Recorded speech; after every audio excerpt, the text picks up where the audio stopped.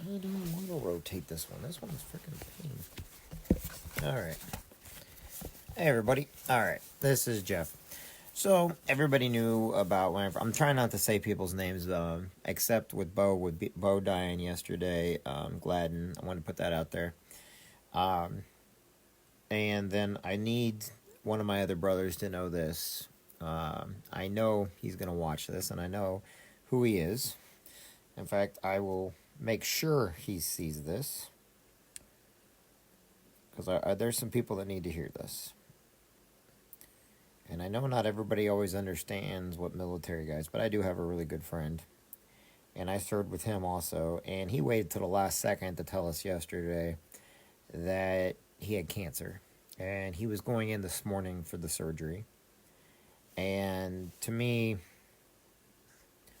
you know, I don't even know how to say it.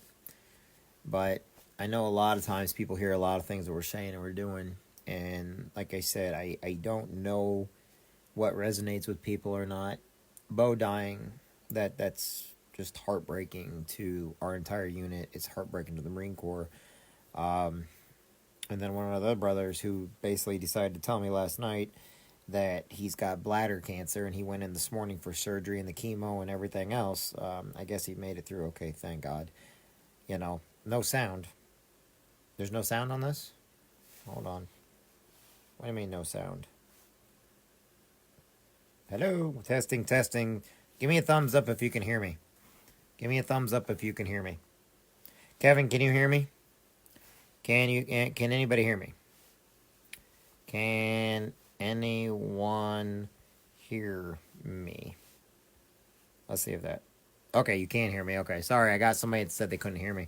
So I was trying to go on to another one. So, alright, so yesterday we had Bo Gladden die. Over at the vet's home, we had 4 more people die. I served with Bo. And then another Marine, I'm not going to mention his name. He never gave me permission to mention his name. But he had bladder cancer. Problem is, he's been very motivating the last couple years. You know, he's gone from scrawny little nothing to being a weight room warlock. You know, I mean, he's just in there every day, just, you know, just destroying his body, making it bigger, and, you know, always pushing himself to do better. I joke around about his beard and everything like that. People always ask, why do I do these? I do them because it's the only way to let people know that they matter. You know, years ago when my mom died of cancer, I never had anything from her other than who she was, the great lady she is, and all that stuff. And so I started looking around at ways of when I had my daughter. And even before I had my daughter, when I was in the Marine Corps, I used to be the photographer and the video person. Even though I was in a grunt unit and I was in infantry, I'm an 0311, my job was to. Basically, I was the historian, take videos and stuff like that. And I never knew what to do to anybody, but then, you know, social media came out, Facebook, YouTube, and stuff like that, and I found ways of saving videos of my daughter and I and showing my friends. You know, I got so many Marine brothers and sisters out there that are always asking what to do, how to do it. I was always asking what to do and how to do stuff, that when I started doing stuff with my daughter Gracie and I saw easy things we're doing, you know, I did a workout program with how you can work out with your infant child and stuff like that. Just fun stuff that later on she can go back and look at. But I didn't know ever how to tell her or explain, or maybe I'm going to forget someday to explain anything. But then I get word, you know, that I had, you know, when Branch died in the motorcycle accident, and, you know, Marines are dying of suicide every day. And, you know, next thing you know, I got a buddy dying who I served with, and I got another one that's got cancer and stuff like that. And we're literally all over the world, you know, all over the United States. And I do stuff with the veterans. I know people see me out there and I look like I'm a freaking nut job out there running in the parades and everything like that. There's a reason why I do that, though. There's a reason why we get ourselves in all the parades. There's a reason why I help with the soapbox derby. There's a reason behind the madness. And the reason is so that I can let people know how great my brothers are in the military. That I can let people know that if you just go talk to a few men and women in the military, it'll actually ease their PTSD. You may not know who they are. You may not know where they come from. And you don't have to. Don't ask them if they killed anybody. Don't ask them, oh my God, did you see? Don't ask them those things. You know what they want to talk about? They want to talk about themselves. They want to talk about maybe something they just did. My one buddy who, I bet you anything, he'd rather be talking about weightlifting. It doesn't take much to show kindness. You know, it doesn't take much to let your kids know you're proud of them. It doesn't take much at all. You know, I know people have said different things about me because they couldn't understand why all of a sudden I'm putting a lot of stuff out there on social media. Why do I protect people? Why do I help people? Why am I constantly volunteering? Well, because I don't know what else to do to make a difference.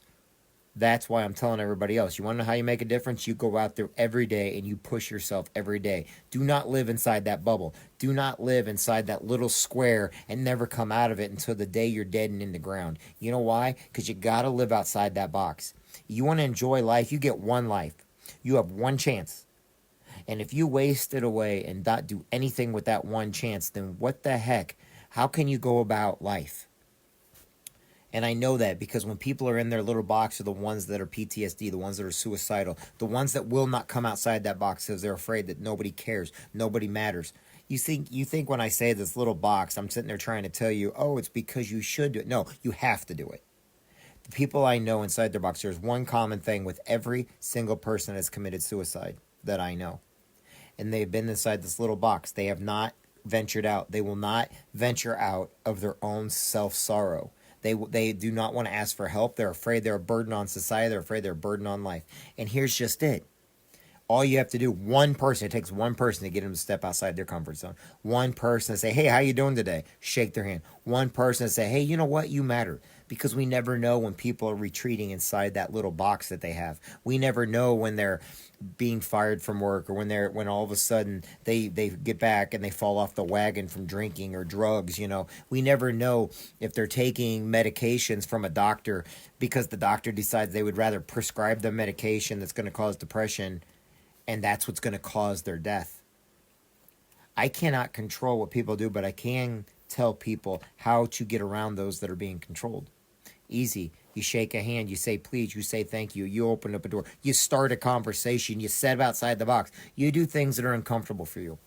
When I'm in the parades running around and talking to people, but making sure everything stays in order, that's my way of keeping order, and that's my way of living outside the box. I hate doing that. I hate doing stuff like this too. You'd never know it because, oh, Jeff's always on it. You're right. But I hate to do it. You know why I hate to do it? Because I don't like looking at myself. Because I never feel like I'm good enough. But you want to know something? Inside me, I know I am. But even I have my depression moments. Even I have had those moments to where I've had so many people kicking me when I was down because, oh, he started something. I love you. Then all of a sudden he fails and they kick you when you're down. You know, it's really funny because the only people that kept me up and going are my daughter and my family. I have forgiven those that hurt me. And I know in my past I have hurt a lot of people. And I ask forgiveness for them too. But I also know that, guess what? You need to learn to forgive yourself. You need to go outside and live outside your box. You need to go out there and be more with people. You need to shake a hand. And why do I say this over and over? Because, you know, I could write all this stuff down like I normally do before I give a speech or something. But on here, I don't. I'm speaking from the heart. My heart tells you this. Just go out there. And who cares if you like somebody or not? Like them anyway. Force yourself to like them. Not everybody is going to be the same as you. Not everybody is going to have the same viewpoints as you do. Not everybody is going to like you. But that's okay. You know why? Because I like you. And everybody that I know likes you. Just because that one person doesn't like you, just because they want to laugh at you because you step outside the comfort zone, because their comfort zone is not running around in a parade. Their comfort zone is not going up to people, shaking a hand, giving them a hug, telling them you care about them, telling you love them. Just because that's not their comfort zone doesn't mean you can't step outside yours and do the exact same thing, because those words may be the very words that save somebody's life, and you'll never know it. So if I miss an opportunity to save somebody's life and to do what I can to help somebody, I will do it. If I find somebody that's taking advantage of veterans and they're going out there and they're keeping the money for themselves, so I will call them out. If I find anybody that's taking advantage of children or anything like that, I will call them out. If I find out that anybody's doing something, I will call them out. But I also know that I have the backing of all my brothers and sisters in the military and my friends and family. And sometimes the one thing we need to do is live outside the box. And it's not just for the military. It's for my friends. I have friends that are depressed, that are living in Quincy and the surrounding areas, that have never been in the military, but they're great people. I've seen suicides coming from my friends that I graduated high school with. I've seen people that cry and wish they could help more people dying because they're waiting inside of a hospital room for the doctor and their heart fails on them. Death is going to come to all of us eventually. What we do between now and then to make somebody else's life better and ask nothing in return, that's what's going to make you happy. You got to figure out how to do it, though. You know why I helped out with Fishing for Freedom for years, and why I'm on the Marine Corps League, and why I do the parades, and why I do the soapbox derby? Because I love to see the smiles on people's faces. I love to see those kids go down as fast as they can. I love competition. My sister, my dad, and my mom, my family taught me competition. It's a great motivator. But they also told me to be a good loser if I lose. In other words, we all are going to lose at times. Nothing is going to be perfect. Everybody I know is great in some way, shape, or form. I know not everybody's going to like me. I don't care. Heck, I know some people say some of the meanest, harshest things you can imagine, but then I look at them and I'm like, what have you done with your life? Where have you gone with your life? What have you done with your life? And then I kind of look bad and I actually feel sorry for them. I don't fight them. I don't go back at them. I just look at what they've done. I've seen some people that have all the money in the world and they're miserable. They're miserable and they've got a great family and everything else, but because they grew up with a silver spoon in their mouth, they don't know what to do because they don't know what's going to make them happy. Because money obviously doesn't make you happy. What makes a person happy is the good we do for somebody else. That's what happiness comes from. You know, whether you're religious or not, it's always taught the more you do for others, the happier you will become. Granted, you can't take money for it. You cannot take, eventually, yes, you will get money. You'll get what you need because if you help enough people get to the top, they'll help you. But that's by Zig Ziglar. But understand this. Do something that makes you happy. If you're in something that's not going to make you happy and you're in that little bitty box, then you're no different than the people that are miserable. Do it. Look in your mirror every day and do something. Laugh at yourself if you have to. Do it, though. Because you matter. You're important. Do more for others. I cannot stress that enough. I don't know who you can do it for, but do more for others. I didn't say give them your money. I did say give them a little of your time. I did say be polite to them. Be nice to them. Do something to make them laugh. And if somebody looks at you like, oh, that annoying person again, great. They can go back to high school where they belong. And you can basically look, you want to be the bully you used to be, that's fine. But eventually you're going to need a friend too. My name's Jeff Jansen. Bo, my friend, God, I hope you're great up there at the pearly gates because Valhalla, there's a lot of our friends up there. A lot of our names. As far as my other buddy who got through, looks like he got through the cancer surgery okay. My heart goes out to you. I went over in the church and lit a few candles. I need to do a live view of going over and lighting candles and praying for people. Because sometimes that's all we can do is pray for them. Whether you're religious or not, sometimes good thoughts, good vibes, whatever it is when you want to do, I don't care. Just be positive when it comes to people that need you or they need something, okay? Anyway, thanks everybody for listening tonight. Like I said, I'm only speaking from the heart. I don't know if it does any good or not. But say a prayer for all those truckers on the road tonight because, it's icy out there. I know the weather's not been great.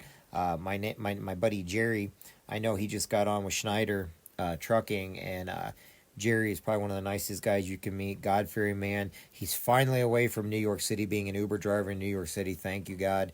I only say that because he was never cut out to be an Uber driver. He is cut out to be a truck driver, not an Uber driver.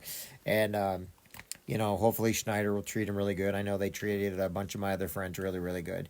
I do know, like I said, I don't have a problem with all the different trucking companies. I'm not going to put them down because there's a lot of great ones out there. But also make sure that you thank a police officer, thank a firefighter, thank a school teacher, thank a nurse, thank a factory worker, okay? Thank the people that make this country run. Because sometimes instead of thanking a veteran for their service, thank them for your freedom. And that came from Carlos from WGN the other day, and I've heard it many times before. Don't thank them for their service. Thank them for your freedom because that's why they're doing it. They volunteered. We have a volunteer military. We volunteered to do it. Why? because we might have got something out of it, but we had to help you first. That may be the best way to look at it. Yes, you're right.